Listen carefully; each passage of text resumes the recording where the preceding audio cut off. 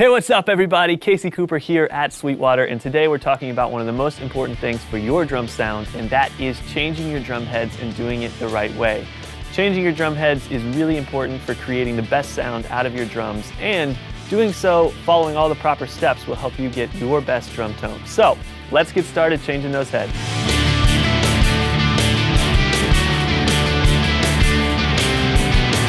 All right, so the first step is to prepare the drum to change the heads, and that means removing the rim, removing the old drum head, and cleaning where that new drum head is going to sit so that you get the best seat possible of the drum head on the drum. You always want to do the cross lug star kind of pattern across the drums here, and what that allows you to do is it allows you to keep even tension around the drum head at all times. Do it when you take the drum head off, do it when you put the drum head on. That will make sure that you don't seat or put too much tension on one side of the drum head. So,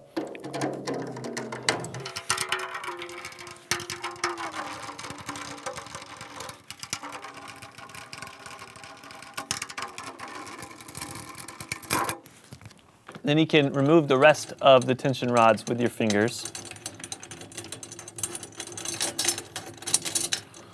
Still using that cross pattern just to get in the hang of it.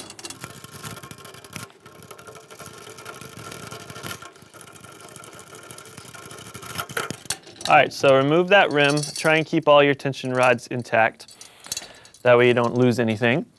You can set that to the side for a minute. Now, you pull off the old drum head. This was a brand new head because these are brand new drums, and so I'm not dealing with a lot of the things you might deal with when you have a used drum set that you've been playing for a long time. You won't have any of the stick residue, pieces of sticks, dust, debris on the inside of the drum head when you have a new kit, but that is one thing that you want to make sure that you take care of. And so you take a microfiber cloth and you just wipe down the bearing edge. Now the bearing edge is this part of the drum where the actual drum head sits. And every drum has different types of bearing edges that allow it to create different tones, but one thing you don't want is you don't want debris on the bearing edge because that will keep the drum head from resonating to its fullest extent. And so you clean that off. Then you also want to clean off the inside of the rim, where you might also have some debris from playing.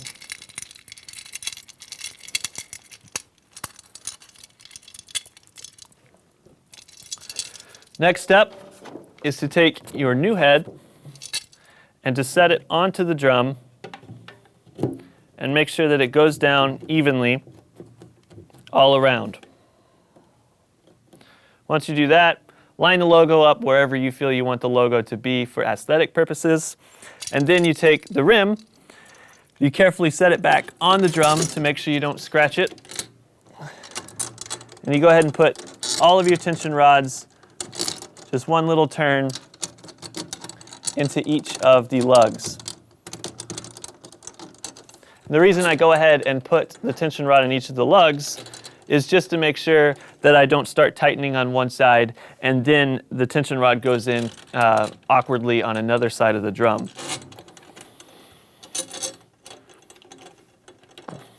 Next step, and this is really important, is the star pattern, to go ahead and finger tighten the tension on the rim and the drum itself. And so another thing to take a look out here for is when you put the actual rim back on the drum, you can set it to where it's too far to one side or the other.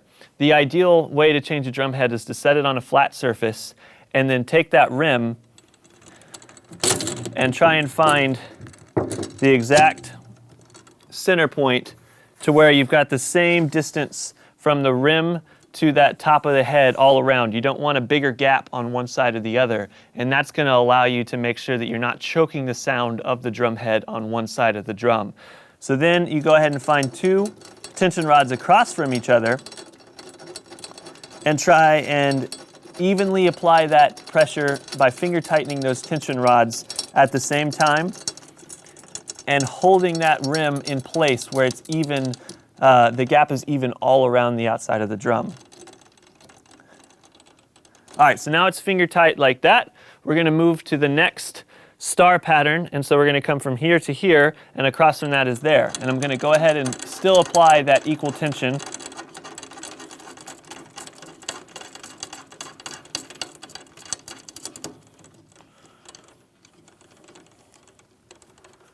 All right, then to the next one, and to the last set. Our gap still looks good.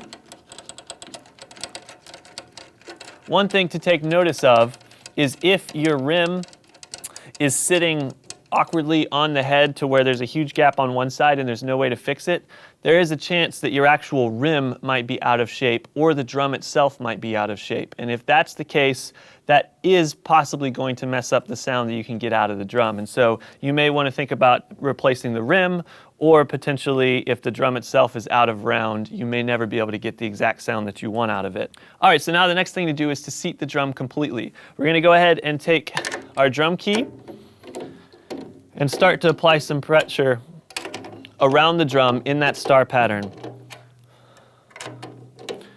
2 or 3 turns on a snare drum because you're going to tighten the snares down a lot more than a tom, until you start to remove all of the wrinkles from the drum head.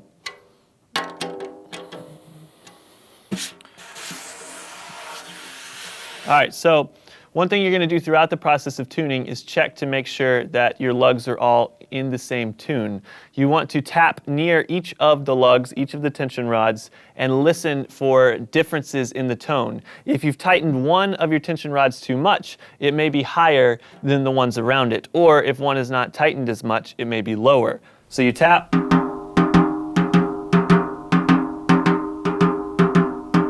At this point, those are all pretty close. So we're gonna not worry too much about fine tuning at this exact stage, but now we are going to help seat the drum, and we're gonna do that by pressing on the center of it,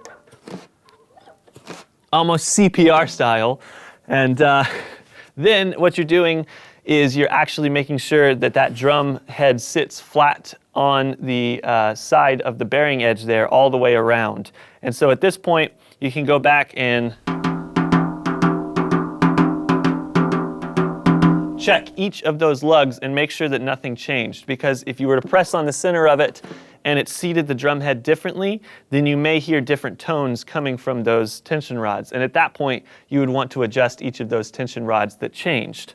So now you've got the drum seated, you got the drum head seated there on the drum itself, you've got all of your lugs tensioned up a little bit. Now is the time to tune the drum to your liking. And so at this point, for a snare drum, we would most likely tune it up a good bit. And so I'm going to go ahead and do about 1 turn at a time, equally applying pressure around the drum head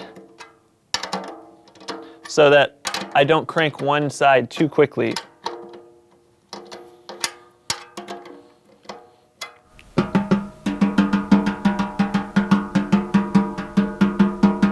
Okay, so that's starting to sound really nice there. All right, so at this point, you can take a stick and you can actually test the sound of the drum and see what it is that you're getting.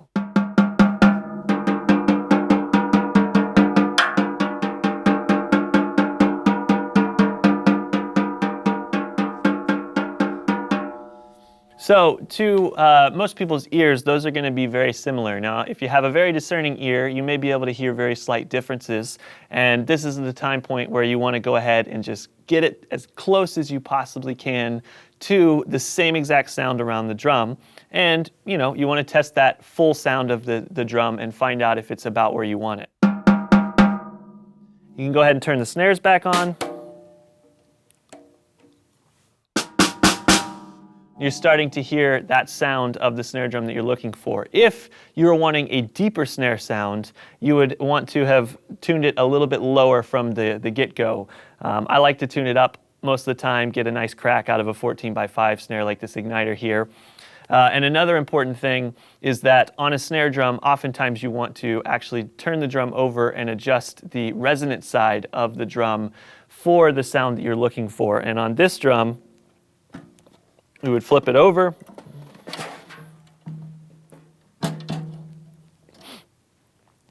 and go ahead and turn those snares off so it's not affecting the sound. Put a stick through it like that to keep the snares from ringing. And you want to go ahead and tune up that bottom snare head a decent amount to get maximum resonance and articulation out of those snares. So I'm starting with one turn. I'm going to check it. Okay, it's all sounding good around the drum there, but I'm still going to give it a little bit more.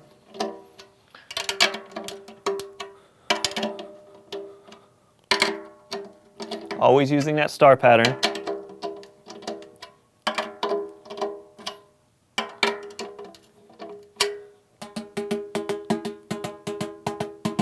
Awesome. Now, remove the stick, turn the snares back on, flip it over, and try it out.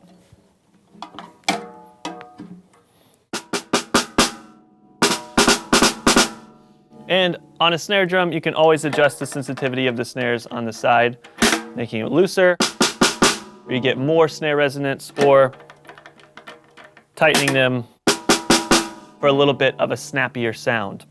All right, so the final stage of tuning is getting that drum to sound exactly what you want it to sound like. And as a newer drummer, as a beginner drummer, as someone who doesn't have a lot of experience tuning drums, you may need a little help to get that drum to sound exactly how you want it. And so if you're having trouble with those overtones, which is those notes that ring out when you hit the drum, you can actually get a more punchy and articulate sound out of your snare drum or your other drums by using drum dampeners. And so today we've got these true tones.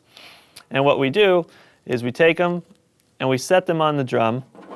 I like to do it symmetrically, so you're dampening the drum in a symmetrical way, kind of like how you actually tune the drum in a symmetrical way. And now you've got a much tighter sound on the snare drum without all those overtones. If you pull those back off, you put them back on,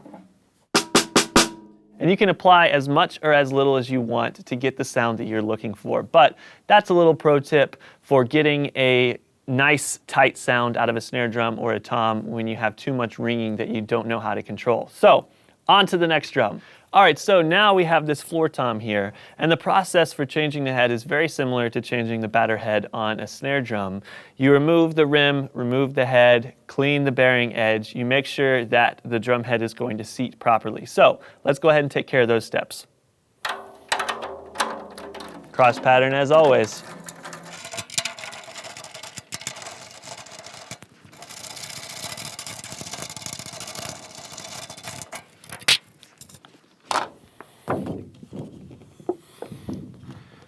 Go ahead and wipe down that bearing edge. This is also a great time to clean the drums when you change the head. So if you want to shine up the outside of your drum and make sure it looks as beautiful as it sounds, when changing drum heads, this is one of the best times because you got all that hardware out of the way. Now, we're going to go ahead and seat that drum head on there, make sure that it sits down properly again. Clean up the rim. Make sure there's nothing that's going to keep it from getting its maximum tone. All right.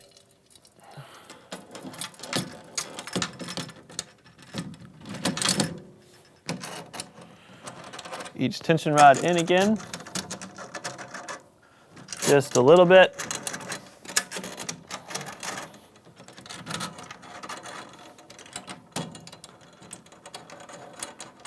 Now, once again, we are going to apply equal tension across lugs from each other and make sure that the rim is seated as evenly as possible around this drum head. Mind the gap.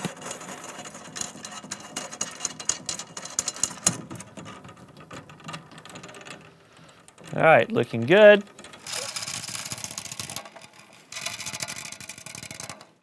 All right, so this time I'm going to tune it up only about one turn since this is a floor tom and we want the tone to be a lot lower than on the snare drum. Same cross pattern. Start to make sure we get all of the wrinkles out of the head.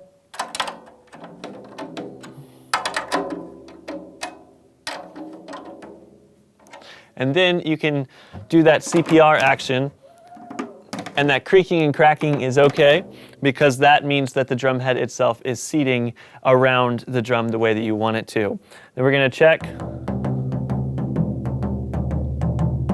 This one sounds a little bit higher, so I'm going to bring that down a little bit. And I'm going to go ahead and check and see where we're at as far as the overall tone.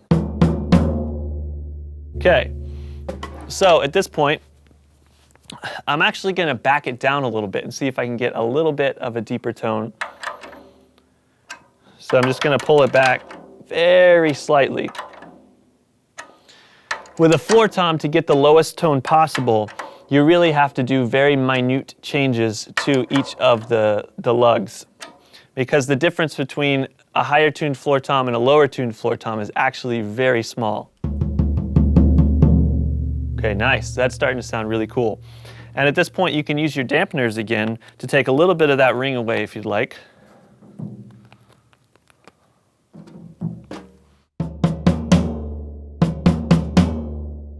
All right, so we're getting a nice sound out of that top head. Another way to adjust the sound is on the resonant head. So let's take a few minutes here to talk about changing the resonant head on a drum like this. Okay, so tuning and changing your resonant head on your drum can actually provide a big difference in your drum tone as well. These resonant heads are the stock heads that came on the drum set, the Pearl Decade Maple here, and they're great heads to start out. You don't necessarily have to change them right away when you buy a kit, but if your heads are very old or if they've been damaged, you definitely want to change them out as soon as you can, because that's taking away some of that tone that you can get. Now, when you change a resonant head on a tom like this, it's the exact same process. You remove each of the tension rods, you pull the rim off, you pull the old head off, you clean the bearing edge, you clean the rim. All of that stays the same, but tuning the resonant head is where you can get a big difference in your sound. If you tune the resonant head of your drum higher, it's going to give you a pitch bend upwards and it'll give you a little bit of resonance. If you tune the resonant head lower, it's going to give you a bit of a pitch bend downward, and it also give you a little bit of resonance. If you want the most resonance and tone out of the drum, you want to tune the resonant head exactly the same as the top head, and that's going to give you your most resonance and your biggest sounding drum. For tuning, it's the same exact process. Cross pattern, making sure each of those lugs are at the same tuning. And if you do need to, because you're dealing with too much resonance and you're having overtones that you just can't get rid of, you can once again use a drum dampener on the bottom of the drum, and that's going to take away some of that added resonance if you want a tighter, quicker sound from your drums and you have those overtone issues.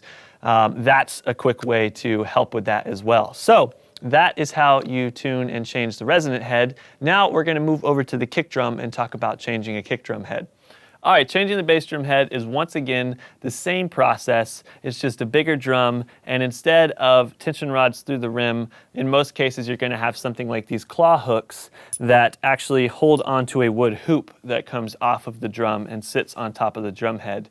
The bass drum head itself also sits a little bit differently onto your drum, which is why you couldn't take a bass drum head and put it on a tom and it sound really good most of the time, because the actual way it seats is differently. So we're going to take these off.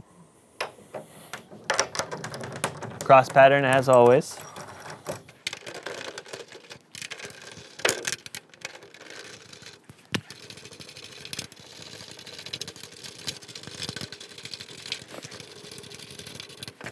Once again, you're going to clean your bearing edge.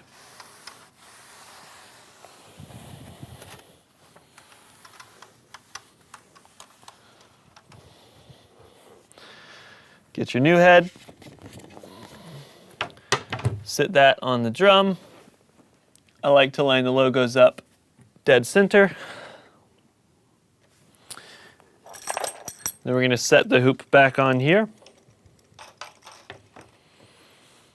Grab my other bass drum claws.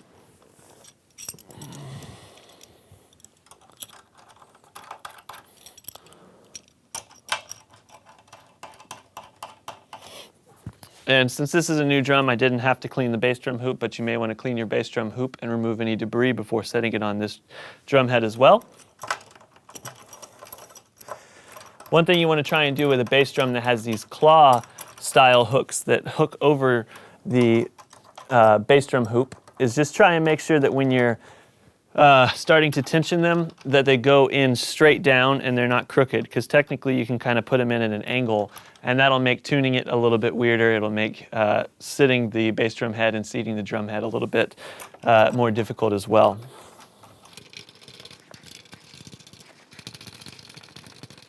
All right, so at this point you do the same process where you make sure that the hoop is seated onto the head and the head is seated onto the drum in an even manner.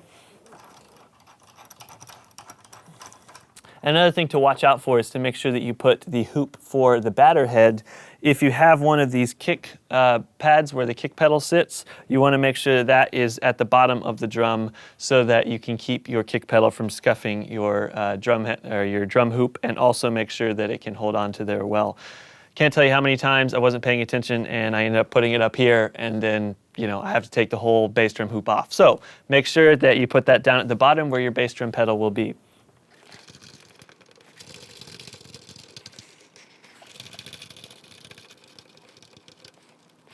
Now, for the bass drum head world, there's a lot of different options for different tones.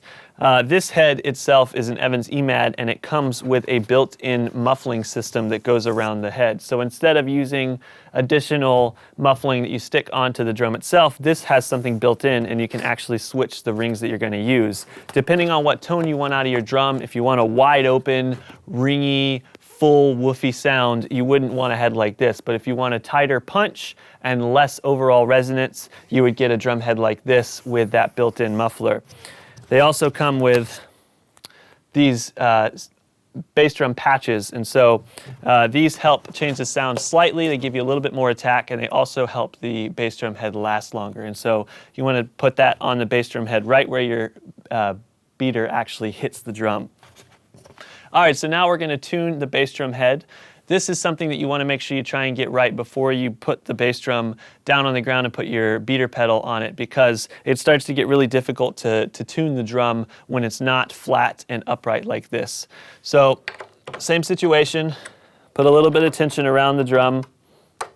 For a kick drum head, a lot of times you'll want it to be a little bit looser because you want that low kick and boom from the drum. So I'm just doing like 1.5 to 2 turns. Another thing is you can kind of feel when the actual tension rods start to hit a point where they are getting harder to turn. And so once you do that, that you're really reaching a point where you're putting more tension on the bass drum head. And so for a kick drum head, as soon as I start to feel resistance, I kind of stop and I test it right there.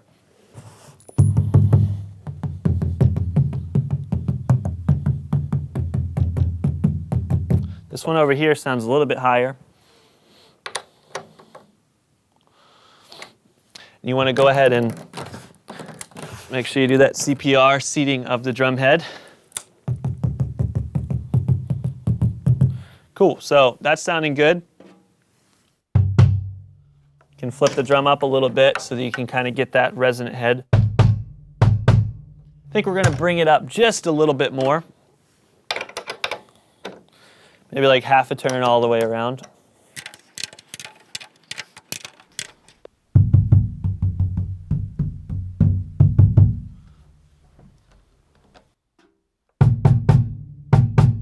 Now we went a little bit too high, and so we want to pull it back just slightly. Now all of these too highs or too low, that's my own personal opinion. Everybody's drum sound is different, and everybody's looking for something a little bit different. So one of the coolest ways to pick your drum sound is just to go and listen to your favorite drummers and kind of hear what it is that they're getting. Maybe some have a higher bass drum sound, some have a lower bass drum sound. That is one of the coolest ways to figure out what it is that you love, and then take it and try and put it onto your own drum. So we're going to check this out one more time. All right, so that's about where I want that batter head to be. You can flip it forward. Now there's one more trick here, and that's internal muffling. Pearl's Decade maple drums come with a pillow that actually goes inside of the bass drum. You're really supposed to put it in before you put the heads on, but You can slide it in through the bass drum hole, and you can set it where it sits up against that resonant head a little bit or sits up against the batter head a little bit. The last thing to note here is if you have a resonant head on your bass drum that does not have a porthole, if there's too much boom to the drum and you want more punch, you can get a resonant head that has a porthole, or you can put a porthole on there. There are porthole protectors and kind of like templates that you can stick on and then cut the inside of it out, and those are all available too. So those are a few tricks for making your bass drum sound really awesome when you change the drum heads. And now you've kind of learned how to change every single drum head on your kit. You've got your snare, you've got your toms, you've got your kick drum. Now it's time to set them up, to play them, to enjoy playing the drums, and hopefully enjoy playing some really great sounding drums now that you've changed the drum head. So let's get to it.